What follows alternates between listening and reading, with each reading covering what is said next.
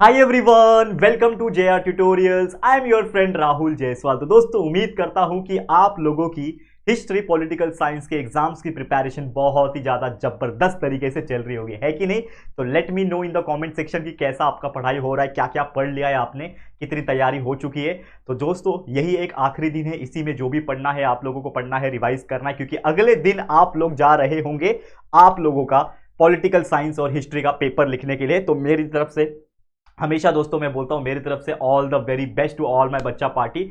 पूरा साल भर आप लोग के लिए हमने मेहनत किया, उसके पहले के 2 साल में भी ऑलरेडी आपके लिए पूरे के पूरे लेक्चर्स हमने बना के रखे हैं, ताकि कोई भी बच्चे को कोई भी चैप्टर्स में दिक्कत होगी उस चैप्टर को वो वीडियो ओपन करके लेक्चर्स देख सकता है, जिससे उसको कॉन्सेप्ट क्लियर करने में मदद होगी। तो जरूर से चेकआउट करते रहना। अगर आपको मान लो किसी भी चैप्टर में दिक्कत है तो आप आराम से पढ़ाई करते रहोगे। कई सारे वीडियोस ऑलरेडी हमने टेलीग्राम पे रीशेयर किए हुए हैं, जो पिछले साल के इंपॉर्टेंट क्वेश्चंस के ऊपर हमने बनाए थे। वो सभी वीडियो आज भी उतना ही इंपॉर्टेंट है जितना पिछले साल के बच्चों के लिए थे। तो उन वीडियोस को भी अगर आपने नहीं देखा, पूरा वीडियोस लिंक टेलीग्राम पे शेयर किया हुआ है, उन टेलीग्राम पे जाके आप चेकआउट कर लो कौन कौन से वीडियो, उसको ओपन करो। और हर वीडियोस को मैं बोलता हूं, आप मेरे जितने भी वीडियोस देखते हो रिकॉर्डेड वाले, उन सभी वीडियोस को आप 1.5 की स्पीड से देख सकते हो, जिससे आपको कम समय में उस वीडियो को कंप्लीट करने में हेल्प हो जाएगा। कंसेप्ट भी क्लियर हो जाएगा, और जैसे ही कंसेप्ट क्लियर होगा आपको याद करना, प्रैक्टिस करना, उसको शुरू कर देना, क्योंकि एग्जाम में लिखना है आंसर। तो बाय हार्ट रहेगी चीजें तो ही आप आंसर लिख पाओगे। करेक्ट है? चलिए इस वीडियो की शुरुआत करते हैं। तो एक और वीडियो आपकी हेल्प करने के लिए हम लेकर आ गए, जो कि हिस्ट्री का पैसेज के ऊपर क्वेश्चन होने वाला है। अब आप बोलोगे सर पैसेज? यस, हिस्ट्री में क्वेश्चन नंबर जो 4th होता है वो आपका पैसेज बेस्ड क्वेश्चन आते हैं। पहला आपको क्वेश्चन नंबर 1 पता ही है, 1A जो एमसीक्यूज होते हैं, 1B आपके आइडेंटिफाई रॉन्ग पेयर होता है। फिर क्वेश्चन नंबर जो 2 होता है उसके आगे की बहुत सारी चीजें धीरे धीरे करके आती है, आपको पता ही है। तो क्वेश्चन नंबर 2 हो गया, क्वेश्चन नंबर 3 हो गया, शॉर्ट नोट्स वगैरह जो है आते हैं, उसमें गिव रीजंस आ जाते हैं। लेकिन जो क्वेश्चन नंबर 4 होता है बच्चा, वो आपके लिए होता है पैसेज वाले। क्वेश्चन नंबर 4 पैसेज क्वेश्चन होता है, जिसमें आपके एक पैसेज दिया रहेगा, मतलब 25-30 वर्ड का एक पैराग्राफ दिया रहेगा, जो कि हिस्ट्री के ही किसी चैप्टर्स में से होगा, या तो किसी बाहर की चीजों में से, यानी हिस्ट्री के रिलेटेड ही होगा। वो आपने जो जो चैप्टर्स पढ़ रखे हैं, जो भी आपके चैप्टर्स है, उसी के रिलेटेड होगा। उस पैसेज के बेस पे आपको उसके अंदर से 3 से 4 सवाल पूछे जाएंगे। जनरली 3 सवाल पूछा जाता है। 2 क्वेश्चन 1-1 मार्क्स वाले होते हैं, पहले और दूसरे क्वेश्चन 1-1 मार्क्स वाले छोटे छोटे आंसर होते हैं, 1 वर्ड के 1 लाइन के आंसर हो जाते हैं। और एक और क्वेश्चन होता है जो एक तरीके से पर्सनल रिस्पांस टाइप का होता है, कि उसके अंदर से, पैसेज के अंदर से थोड़ा बड़ा लेंथी आंसर उसमें से ढूंढ के निकालना होता है, और थोड़ा अपने वर्ड्स भी ऐड करने होते हैं। तो उसके आपके 2 मार्क्स, तो कुल मिला के 4 मार्क्स के क्वेश्चन बनते हैं। तो कैसे क्वेश्चन से, तो कुल मिला के टोटल 7 पैसेज में लेकर आया हूं question bank point of view, बहुत ज्यादा इंपॉर्टेंट भी है। तो जरूर से चेकआउट कर लेना। अगर इनमें से कोई पैसेज आ गया तो आप लोग की तो बल्ले बल्ले हो जाएगी। तो जरूर से ये वीडियो को एंड तक देखना, और इस वीडियो को भी आप स्पीड बढ़ा के 1.5 की स्पीड से देख सकते हो, अगर आपको अच्छा लगे। चलिए वीडियो की शुरुआत करते हैं। ऑल द वेरी बेस्ट बच्चा, और हमारे लेक्चर वीडियोस और उड़ान बैच के सभी वीडियोस अवेलेबल है, चेकआउट करते रहना। चलिए शुरुआत करेंगे। सबसे पहला क्वेश्चन क्या है, देख पा रहे हो स्क्रीन के ऊपर आप? तो पहला क्वेश्चन क्या बोल रहे हैं, देखो क्वेश्चन कैसे आता है। क्वेश्चन नंबर 4 में दिया रहेगा, रीड द फॉलोइंग एक्सट्रैक्ट। देखो क्वेश्चन कैसा दिया रहेगा, ध्यान से पढ़ना, इसको ध्यान से पढ़ो। क्या बोल रहा है, read the following extract and answer the following question. आपको बोल रहा रहेगा कि इसको रीड करना है और आंसर द फॉलोइंग करना है। बहुत ईजी है, रीड करना है और आंसर द फॉलोइंग, कितना ईजी है। अब क्या करना है, ये आपको एक पैसेज दिया, देखो छोटा सा ही पैसेज है। क्या बोल रहा है, अब सबसे पहले कभी भी एग्जाम में जब पैसेज आपको आएगा, तो पैसेज पढ़ने में टाइम ज्यादा वेस्ट मत करना, क्योंकि जब बच्चे आप लोग पैसेज पहले पढ़ते हो, तो पहले पैसेज मत पढ़ो, पहले क्वेश्चन देखो कि उस पैसेज के बेस पे क्वेश्चन क्या पूछा है। पहले पैसेज देख लो एक बार, रीड मत करो, लेकिन नजर डाल दो कि किस प्रकार का पैसेज है। तो अगर आप रीड करोगे थोड़ा सा, तो आपको आइडिया लग जाएगा कि ये पहले चैप्टर में से पूछा है। Tradition of recording historical event दिया हुआ है, समर सिविलाइजेशन मेसोपोटामिया के बारे में दिया है। चलो ठीक है, ओके। अब पहला क्वेश्चन पढ़ो, क्या बोल रहा है, in which culture did the tradition of writing down the historical event takes place. यानी क्वेश्चन ये पूछा है कि कौन से कल्चर में tradition of writing down the historical event शुरू हुआ। इवेंट लिखने का परंपरा, यानी कि जो ट्रेडिशन था, परंपरा था, वो कब शुरू हुआ, कौन से कल्चर में शुरू हुआ। तो मैं आपको बता दूं, यहां पे लिखा हुआ है, देखो, the tradition of recording historical event can be trace back to Sumer. क्या बोल रहा है, समर सिविलाइजेशन इन मेसोपोटामिया। तो ये आपका आंसर हो गया। तो आप स्टेटमेंट यानी आंसर कैसे लिखोगे, मैं आपको बता दूं। तो इस तरीके से मैंने आंसर लिख के लाया हुआ है, तो आप लोग लिखोगे दैट इज नंबर 1 पॉइंट, ये आपका आंसर हो जाएगा। क्या कि in the Sumer civilization in Mesopotamia. आप पूरा स्टेटमेंट लिखना, मैंने डायरेक्ट आंसर लिखा, लेकिन आप लोग पूरा स्टेटमेंट बना के लिखोगे। कैसे लिखोगे कि क्या लिखोगे, इन विच कल्चर, तो आप लिखोगे the tradition of writing down historical events takes place के आगे लिख दोगे in the Sumer civilization in Mesopotamia. अब ये आंसर मैंने कहां से निकाला, आपके पैसेज में से ही निकाला। तो देखो पैसेज में ही वो लाइन दिया हुआ था, तो बस आपको क्वेश्चन को रीड करना है, उस क्वेश्चन में से एक स्टेटमेंट को लेना है जो कि बोला था इन विच कल्चर, तो आपने लिखा कि भाई the tradition of writing down historical events takes place in the Sumer civilization in Mesopotamia, ये आपका बन गया और यहां से आपको 1 मार्क्स मिल जाएगा, ये क्वेश्चन का आपको 1 मार्क्स मिल जाएगा। करेक्ट है, इस प्रकार से आंसर बनाना है। समझ में आ रहा है कि नहीं बच्चा, हर बच्चे को समझ में आ रहा है। देखो ये बहुत ही यूनिक क्वेश्चन है हिस्ट्री में। अक्सर हम हिस्ट्री में बहुत सारे question answer, brief question, short note, ये सब चीज याद करते हैं, लेकिन ये पैसेज में से भी आंसर ढूंढना ना एक टाइम पे चैलेंजिंग जॉब होता है। लेकिन अगर आप ध्यान रखोगे तो 4 में से 4 मार्क्स यहां पे सिक्योर हो जाएंगे बच्चा। करेक्ट है कि नहीं बच्चा, बताओ मुझे, हो सकते हैं कि नहीं, हो सकते हैं कि नहीं। जिस प्रकार आपने पहला 1A MCQ 3 marks, 1B identify wrong में पेयर 3 मार्क्स, क्वेश्चन नंबर 2 आपका कंसेप्ट चार्ट जो डुअल डायरेक्टेड के बेस पे पूछता है, इसके 4 मार्क्स, तो 4 + 6 10 मार्क्स, और ये 4 14 मार्क्स तो आपके ऐसे ही सिक्योर हो रहे हैं हिस्ट्री के 28 मार्क्स में से, है कि नहीं बच्चा। तो बहुत ही टेंशन मत लो, क्योंकि बच क्या जाता है, शॉर्ट नोट्स बच जाता है, गिव रीजन बच जाता है और लास्ट का ब्रीफ क्वेश्चन बच जाता है। तो इनमें आपको खाली याद करना है। और मैंने कैसे बोला था याद करने के लिए, आप जितने भी टेक्स्ट बुक के पीछे के एक्सरसाइज में जो भी शॉर्ट नोट्स है, जो भी गिव रीजन है, जो भी आपके ब्रीफ क्वेश्चन है, डिटेल वाले क्वेश्चन है, डिस्क्राइब वाले क्वेश्चन है, उनको बस याद कर लो सभी चैप्टर्स के। आप लोग का इतना अच्छा हिस्ट्री जाएगा कि आप सोच भी नहीं सकते। ठीक है, अभी तो हिस्ट्री पढ़ रहे हैं, अभी तो पॉलिटिकल साइंस के भी वीडियोस आने बाकी है, कंटिन्यूस आएंगे हमारे इस चैनल पे, टेंशन मत लेना, आप बस नजर बनाए रखना। अगला क्वेश्चन क्या बोल रहा है इसी के अंदर, in which museum is the oldest inscription found, कौन सा म्यूजियम है जिसमें ओल्डेस्ट जो इंस्क्रिप्शन है वो पाया गया है। तो क्या इसमें दिया हुआ है, क्या देखो, name of Sumerian king and the story of battle fought by them have been preserved in the various inscription, the earliest inscription shown above dates back to it records a battle between two kingdom, it is now displayed at the, देखो question में दे दिया, मतलब passage में answer दे दिया, लूरे museum in France. तो आपका answer मिल गया, ये आपका पहले का आंसर था फर्स्ट वाला, ये आपका सेकंड का आंसर। क्या बोल दिया, इन विच म्यूजियम, तो क्या लिखोगे, इन लूरे म्यूजियम इन फ्रांस। तो देखो मैंने लिख के लाया हुआ है, क्या लाया हुआ है, इंस्क्रिप्शंस कहा गया, सॉरी लूरे म्यूजियम इन फ्रांस, मैंने डायरेक्ट आंसर लिखा हुआ है, लेकिन आप लोग पूरा क्वेश्चन के हिसाब से स्टेटमेंट बनाओगे और लिखोगे कि इन विच म्यूजियम, तो आप लिखोगे in the Louvre museum in France the oldest inscription are found. इस प्रकार से आप प्रॉपर क्वेश्चन के साथ आंसर लिखोगे, डायरेक्ट आंसर मत लिखना, लेकिन मार्क्स कट सकते हैं। क्वेश्चन के साथ बना के स्टेटमेंट प्रॉपर बना के, अच्छे ग्रामेटिकल मिस्टेक्स नहीं होने चाहिए, इस प्रकार से लिखना है। तो ये हो गया दूसरा क्वेश्चन। तीसरा क्या बोल रहा है, अब देखो तीसरा क्वेश्चन, ये 1 मार्क्स का था,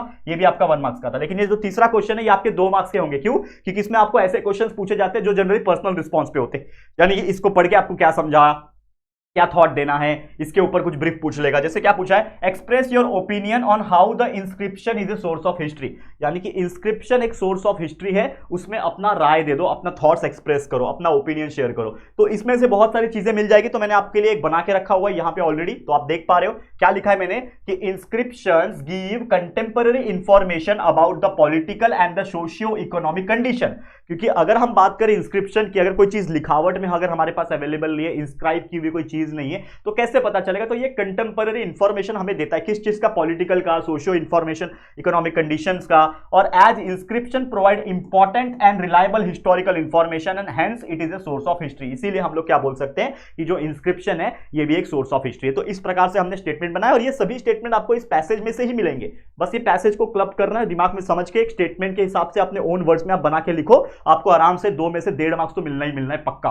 और अगर आप अच्छे से लिख पा रहे हो तो 2 में से 2 मिल जाएगा, यानी कुल मिला के 4 मार्क्स तो बनने ही है आपके। ठीक है, क्लियर है। तो उम्मीद करता हूं ऐसे क्वेश्चंस एग्जाम में आएंगे, आराम से आप लोग कर पाओगे, है कि नहीं कर पाओगे कि नहीं। चलो अगले क्वेश्चन पे बढ़े। तो ये था हमारा पहला टाइप का पैसेज, चैप्टर नंबर 1 वगैरह में से पूछ सकता है ऐसे क्वेश्चंस। ठीक है, ये हो गया। अब चलते हैं अगले क्वेश्चन की तरफ। ये क्वेश्चन देखो क्या बोल रहा है, read the following extract and answer the following question. यानी आपको एक पैसेज दिया है, एक्सट्रैक्ट दिया है, इसके हेल्प से आपको कुछ क्वेश्चंस के जवाब देने हैं। तो ये क्वेश्चन, ये किस बारे में दिया हुआ है, ये पैसेज किस बारे में, थोड़ा नजर डालूंगा तो लिखा हुआ है सोहा गौरा कॉपर प्लेट। तो सोहा गौरा कॉपर प्लेट दिख रहा है आपको, मतलब ये कहीं ना कहीं चैप्टर नंबर 2 में से दिया हुआ है, हिस्टोरियोग्राफी इंडियन ट्रेडिशन वाला कुछ चैप्टर का है ये।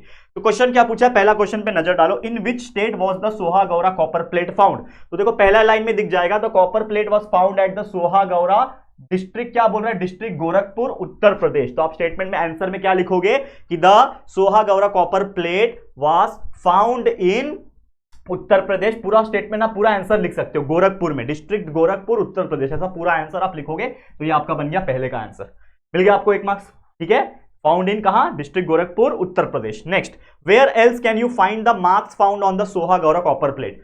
तो आप और कहां पाए सकते हो इसको, where else can you find the marks found. तो यहां पे कहीं पे लिखा है क्या मार्क्स, देखो where else another symbol which looks like structure rested on 4 pillar supposed to indicate the inscription record. ठीक है, मार्क्स कहीं दिख रहा है आपको, ये देखो पंच मार्क दिख रहा है आपको। तो क्या बोल रहा है यहाँ पे, another symbol which looks like structure, नहीं इसके ऊपर वाला लाइन, कि क्या बोल रहा है, at the beginning of the inscription also occur on the punch marked coins, punch mark coins के ऊपर आएगा, तो हमारा आंसर क्या बनेगा, देखो लिखा है मैंने, क्या लिखा है, ऑन पंच मार्क्ड कॉइन्स, यानी कहां पे और मिलेंगे हम लोग को, पंच मार्क कॉइन से। तो इस तरीके से आपने फर्स्ट क्वेश्चन सॉल्व कर लिया। सेकंड क्वेश्चन कहां पे मिलते हैं, पंच्ड मार्क्ड कॉइन्स के ऊपर मिलेंगे। Third question, which history we can know from the Sohgaura copper plate, यानी सोहा गौरा कॉपर प्लेट से हमें किस हिस्ट्री के बारे में पता चल रहा है। तो आपने जब ये पूरा जो पैराग्राफ है अगर आप पढ़ोगे तो इससे एक चीज आइडिया हम लोग को मिल रहा है कि ये जो सोहा गौरा कॉपर प्लेट था ये कहां से आता, it from the Mauryan period, यानी कि हमें किसके बारे में पता चल रहा है, मौर्य अंपायर, मौर्य पीरियड के बारे में पता चल रहा है। तो हमने एक स्टेटमेंट बनाया है, उसका आंसर लिखने के लिए क्या लिखा है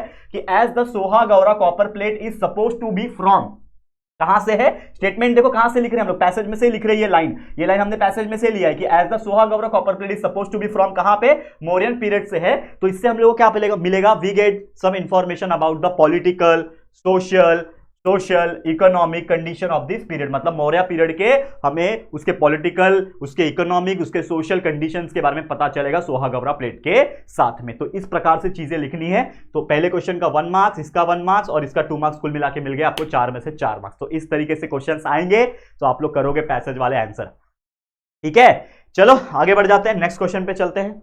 अगला क्वेश्चन क्या बोल रहा है यहाँ पे, read the following extract and answer the following question. ये भी आपका वही है, पैसेज में से आंसर ढूंढ के लिखना है। तो इसका टॉपिक का नाम है पब्लिक हिस्ट्री, यानी कहीं ना कहीं ये जो टॉपिक होगा ये चैप्टर नंबर 3 से होगा, अप्लाइड हिस्ट्री वाले चैप्टर से, क्योंकि अप्लाइड हिस्ट्री को ही पब्लिक हिस्ट्री कहा गया है। ये मैंने आपको चैप्टर पढ़ाते टाइम ही बताया था। करेक्ट है। क्वेश्चन क्या पूछा है, what is public history, public history क्या होता है। तो भाई बोल सकते हैं हम लोग कि पब्लिक हिस्ट्री का मतलब क्या है, हम लोग बोल सकते हैं, देखो इसका स्टेटमेंट लिखा होगा, क्या है पब्लिक हिस्ट्री, या फिर जो है people have lot of misgivings about the practicality of knowledge of history. For example, history is usually thought as the field of interest only for historian. ठीक है, पढ़ो, and not pertaining to practical of history, the field of knowledge does not have any application to economically productive field. Public history helps to overcome, देखो public history के बारे में यहाँ पे दिया हुआ है, तो public history helps to overcome such misgivings and make history meaningful in everyday life, connecting people to history, यानी कि लोगों को जोड़ने का काम करता है। तो इसका स्टेटमेंट आप बना के लिख दोगे, मैंने लिखा हुआ है, देखो क्या लिखोगे कि public history also known as, public history को अप्लाइड हिस्ट्री भी कहा जाता है। देखो अभी मैंने बोला public history is also known as the applied history and it is a field of study which connects people, देखो पैसेज में से लिख रहा हूं मैं, तो which connects people everyday life to the history, लिख दिया, 1 मार्क्स मिल गया, यहां पे आपको मिल गया पहले का आंसर। चलो सेकंड क्वेश्चन क्या बोल रहा है, पहला हो गया। दूसरा पूछा है which institute has an independent department name centre for public history, कौन सा ऐसा चीज है जो सेंटर फॉर पब्लिक हिस्ट्री का डिपार्टमेंट है। तो यहां पे लिखा हुआ है, देखो Srishti institute of art design and technology, जो कि बेंगलुरु में है, ये एक इंडिपेंडेंट डिपार्टमेंट है जिसमें सेंटर फॉर पब्लिक हिस्ट्री है। तो इसका आंसर क्या हो जाएगा, ये हमने लिख दिया, मतलब अंडरलाइन तो कर दिया, लेकिन यहां पे लिख दिया नंबर 2 डाल के कि Srishti institute of art design and technology, जो कि है बेंगलुरु में। तो इस तरीके से आपको एक और मार्क्स मिल जाएगा।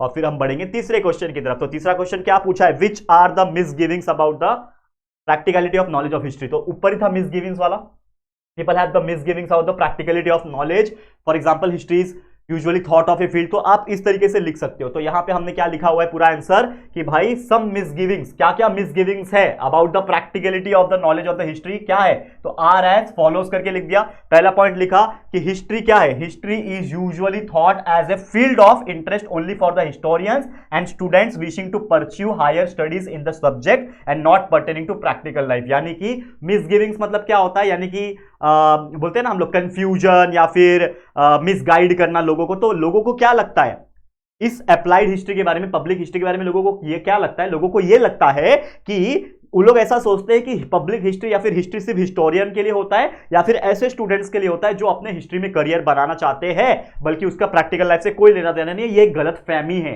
तो ये चीज बताने की कोशिश की है। सेकंड पॉइंट क्या बोला है कि हिस्ट्री एक फील्ड ऑफ नॉलेज है जो कि it does not have any applicability to economically productive field, economic productive के फील्ड के लिए कोई इसका लेना देना नहीं है। तो इस प्रकार से चीजें आपको आंसर लिखना है। तो आपके ऐसे पैसेज के जो है 3 में से 3 क्वेश्चंस के आप इस प्रकार से आंसर लिख सकते हो। ठीक है, स्क्रीनशॉट्स वगैरह लेते जाओ, टाइम देते जा रहा हूं मैं, मतलब साइड हटते जा रहा हूं, तो आप लोग लेते जाना। ठीक है, तो इस तरीके से आप प्रिपेयर कर लो, फुल मार्क्स आपको मिल जाएंगे, यानी 4 में से 4 मार्क्स मिल जाएंगे। नेक्स्ट क्वेश्चन पे चलते हैं बच्चा। अगला क्वेश्चन चौथा क्या बोल रहा है, read the following and answer the following question. Same यहां पे बोल रहा है, टाइटल आपको दिया हुआ है भारत एक खोज, यानी कि आपको ये टाइटल देख के समझ में आया कि ये मास मीडिया वाला चैप्टर है, मास मीडिया एंड हिस्ट्री पढ़ा है हमने। तो भारत एक खोज के ऊपर यहां पे 3 क्वेश्चन पूछे गए हैं। पहला क्वेश्चन क्या है, देखो क्या बोल रहा है, द सीरियल भारत एक खोज was based on which book, किस बुक के आधार पे लिखा गया था। तो कहीं लिखा होगा, देखो कौन सा बुक है, ठीक है, a book based on the discovery of India, देखो लिख दिया। तो कौन सा बुक के ऊपर है, डिस्कवरी ऑफ इंडिया। तो यहां पे बुक का नाम लिख दो, that is first answer, it is based on the famous book title Discovery of India, written by Pandit Jawaharlal Nehru. किसने लिखा था, पंडित जवाहरलाल नेहरू, जो कि हमारे देश के पहले प्राइम मिनिस्टर थे। ये आप लिख दोगे, 1 मार्क्स मिल गया। अगला question, who played the role of Pandit Jawaharlal Nehru in the Bharat Ek Khoj serial, यानी ये जो सीरियल के बारे में जो इंफॉर्मेशन दिया है, इस सीरियल में पंडित जवाहरलाल नेहरू का किसी ने क्या किया था, रोल किया था, मतलब किसी ने एक्टिंग की थी। तो कौन सा हीरो था वो, कौन सा एक्टर था, तो कहीं पे नाम उसका लिखा होगा, ढूंढो उसको, ठीक है, कहीं पे नाम लिखा होगा, ढूंढो।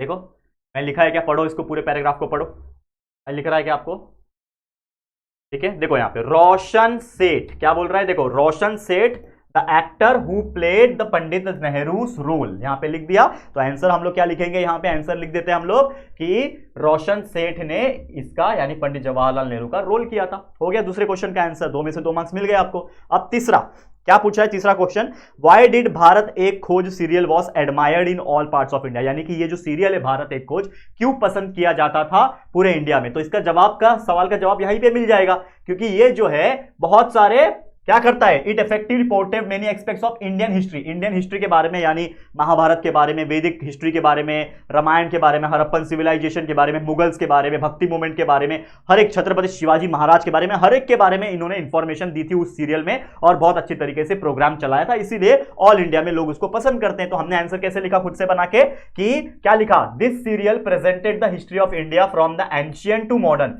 मतलब एकदम पुराने जमाने से लेके मॉडर्न जमाने तक का पूरा उस सीरियल के अंदर हिस्ट्री दिखाया हुआ है, और पूरा aspects of India, social history, cultural history, political history, सभी चीज को प्रॉपर मैनर में दिखाया हुआ है। अगला पॉइंट क्या बोल रहा है, it also portrays various aspects of Indian history, Indian history के बारे में दर्शाया है, जैसे कि हड़प्पन सिविलाइजेशन के बारे में, वैदिक पीरियड के बारे में, मौर्यन पीरियड के बारे में, रामायण और महाभारत के बारे में, मुगल पीरियड के बारे में, छत्रपति शिवाजी महाराज के बारे में, ब्रिटिश के टाइम के बारे में।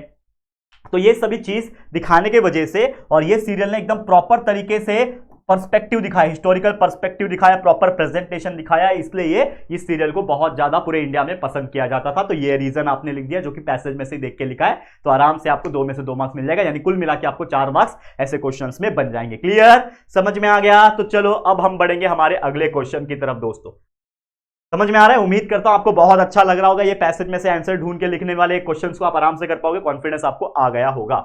अगला क्वेश्चन क्या बोल रहे हैं, देखो, read the following extract and answer the following question. आपको एक्सट्रैक्ट दिया हुआ है, यानी कि पैसेज दिया हुआ है, Pal J Pandit was the first Indian cricketer, cricket वाला चैप्टर है, मतलब स्पोर्ट्स एंड हिस्ट्री वाला चैप्टर है, ठीक है। चलो क्वेश्चन क्या पूछा है, देखो पहला question, who is the first Indian cricketer to pioneer cricket commentary, यानी पहला क्रिकेटर, इंडियन क्रिकेटर कौन था जिसने क्रिकेट कमेंट्री की थी। तो यहां पे लिखा हुआ है Bal J Pandit was the first Indian cricketer to pioneer cricket. ये आ गया पहला ही स्टेटमेंट, पहला ही लाइन आपका पहला आंसर हो गया, मिल गया आपको 1 मार्क्स, ठीक है, पहला ही आंसर मिल गया। तो आपने क्या लिखा आंसर में, आंसर में क्या लिखा है कि बाल जे पंडित जो थे, who was the first commentator जो इंडियन क्रिकेट से थे।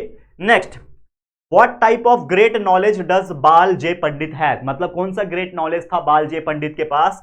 तो क्या था, देखो, तो बाल जे पंडित तो ये हो गए, he used to listen very eagerly to his broadcast from Akashvani, he well study commentary full of information. क्या था उनका, फुल ऑफ इंफॉर्मेशन था, और क्या नॉलेज था उनको, तो उनको ना पूरा नॉलेज था, knowledge about the history of playground, history of players, ठीक है ना, ये सब चीज उनको नॉलेज था। तो ये लिख सकते हो आप लोग स्टेटमेंट में, यानी आंसर में लिख सकते हो कि Bal J Pandit has the great knowledge of games and their history, यानी कि गेम के बारे में, जो भी क्रिकेट गेम है उसके बारे में, और उनकी हिस्ट्री के बारे में काफी ज्यादा नॉलेज था। तो इस तरीके से आप लिख सकते हो, 1 मार्क्स और आपके खाते में आ जाएंगे। और एक तीसरा क्वेश्चन जो पूछा है इसके अंदर, क्या बोल रहा है, right the features of Pandit commentary, यानी जो पंडित है यहाँ पे, जो बाल जे पंडित है जिनका नाम है, इनके कमेंट्री में क्या क्या फीचर्स होते थे। तो क्या क्या फीचर्स होते थे उनके कमेंट्री में, क्या होते थे, were full of the information about the history of playground, यानी वो अपने कमेंट्री में पूरे प्लेग्राउंड के हिस्ट्री के बारे में बताते थे, करियर के हिस्ट्री के बारे में बताते थे, प्लेयर्स के बारे में बताते थे, एनेक्डोट्स के बारे में बताते थे, और ऐसे कई सारे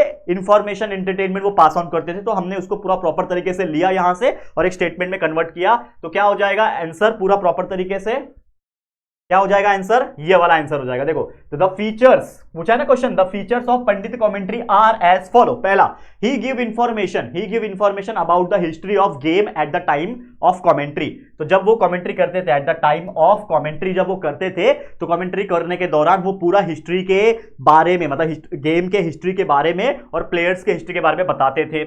He also focuses on entertainment, वो साथ साथ कमेंट्री के साथ साथ along with the commentary वो थोड़ा सा एंटरटेनमेंट करते थे। और एंटरटेनमेंट कैसे करते थे, वो पूरा हिस्टोरिकल डिटेल्स बताते थे जो भी रिलेटेड होते थे उस स्पोर्ट्समैन के, यानी उस प्लेयर के रिलेटेड और उस गेम के रिलेटेड जो भी इंफॉर्मेशन है वो साथ साथ बताते थे और इस तरीके से प्रेजेंट करते थे कि वो सुनने में थोड़ा एंटरटेनमेंट लगता था। एंड ऑल्सो वो प्रोवाइड करते थे information about the career history, यानी कि जो भी प्लेयर है उसका हिस्ट्री कैसा था, करियर हिस्ट्री क्या है उसका, और प्लेयर्स के बारे में और उनके रिकॉर्ड्स के बारे में। क्योंकि अगर रिकॉर्ड्स के बारे में बताएंगे तो काफी सुनने में अच्छा लगता है। आज के डेट में हम आईपीएल वगैरह देखते हैं, करेक्ट है, तो कमेंट्री जब करता है, अच्छा इसकी 70 सेंचुरी हो चुके, 71 लगाएगा अभी, तो ऐसे सुनने में अच्छा लगता है। तो ये इस प्रकार से कमेंट्री करते थे कि सुनने में काफी दिलचस्प लगता था। तो इस तरीके से क्वेश्चंस आएंगे, आपको इस तरीके से आंसर लिख देना है।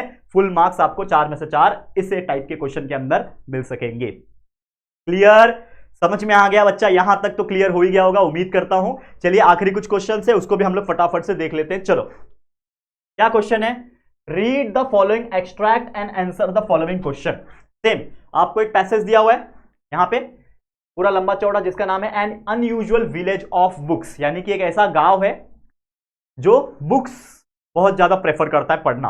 और इसका आंसर आपको मिल गया होगा, भिलार। याद आ रहा है, भिलार एक विलेज है महाबलेश्वर के नजदीक, तो उसके बारे में। तो क्या बोल रहा है, right 2 natural features of Bhilar, Bhilar के 2 नेचुरल फीचर्स के बारे में लिखो। तो भिलार एक विलेज है महाबलेश्वर के नजदीक में, लिख सकते हो which boast of natural beauty. क्या बोल रहा है, which boast of natural beauty and sweetness of strawberry.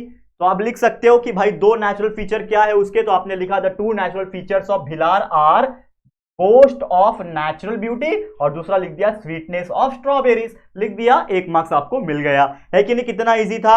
चलिए सेकंड क्वेश्चन क्या बोल रहा है, which is the famous hill station near Bhilar. तो ये तो ऑलरेडी चैप्टर्स पढ़ाने के टाइम ही पढ़ाया था। तो भिलार के नजदीक में एक ये है हिल स्टेशन है जिसको बोलते हैं महाबलेश्वर, पूरे इंडिया में क्या पूरे वर्ल्ड में फेमस है। तो आप लिख सकते हो कि भाई ये कहां है, महाबलेश्वर के नजदीक में है। ये हो गया दूसरे क्वेश्चन का आंसर, 1 मार्क्स और आपको मिल जाएगा। और एक तीसरा क्वेश्चन पूछा है, हाउ भिलार विलेज, यहां पे ध्यान देना, 1 सेकेंड ध्यान देना, आ गया, भिलार विलेज के बारे में बात चल रही थी।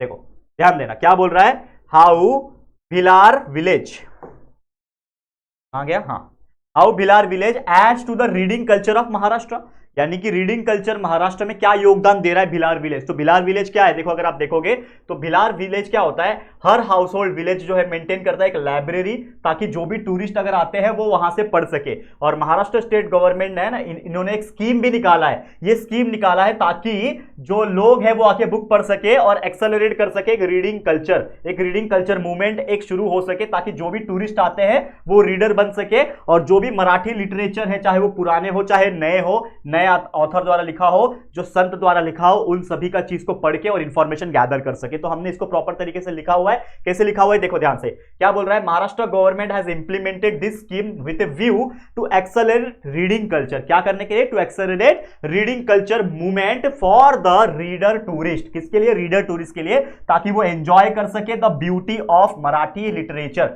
मराठी संस्कृति, मराठी लिटरेचर को एंजॉय कर सके, जो कि बहुत सारे वर्ड्स उसमें लिखे हुए, चाहे वो पुराने हो, नए ऑथर्स या फिर संत के द्वारा लिखे गए हो। और इन टेक्स्ट के अंदर, इन लिखी हुई चीजें के अंदर क्या क्या आ जाती है, इट इंक्लूड्स वेरियस टेक्स्ट, जैसे कि कुछ किसी महान व्यक्ति की बायोग्राफी, ऑटोबायोग्राफी यानी आत्मकथा, कुछ फिक्शन यानी कि कुछ कहने वाली बातें जो होती है ना, कुछ कहानियां ऐसी होती है जो बनाई हुई होती है, पोइट्री, कुछ कविताएं, कुछ ऐसे लिटरेचर जो किड्स और वुमेन्स के लिए बने हो, ऐसे कई और बहुत सारी चीजें उन लिखी हुई चीजों में होती है, जिससे लोग पढ़ेंगे और इंफॉर्मेशन गैदर करेंगे और उनका एंटरटेनमेंट भी होगा। तो इस प्रकार से क्वेश्चंस आएंगे पैसेज के बेस पे, तो ऐसे आंसर्स लिख देने हैं और आपको फुल मार्क्स मिल सकेंगे। ठीक है बच्चा, चले एक और आखिरी क्वेश्चन की तरफ। तो लास्ट क्वेश्चन एक पैसेज वाला है, इसको भी देख लो, फिर खत्म करते हैं हम लोग आज का लेक्चर। ठीक है, क्या बोल रहा है, read the following, extract and answer the following question.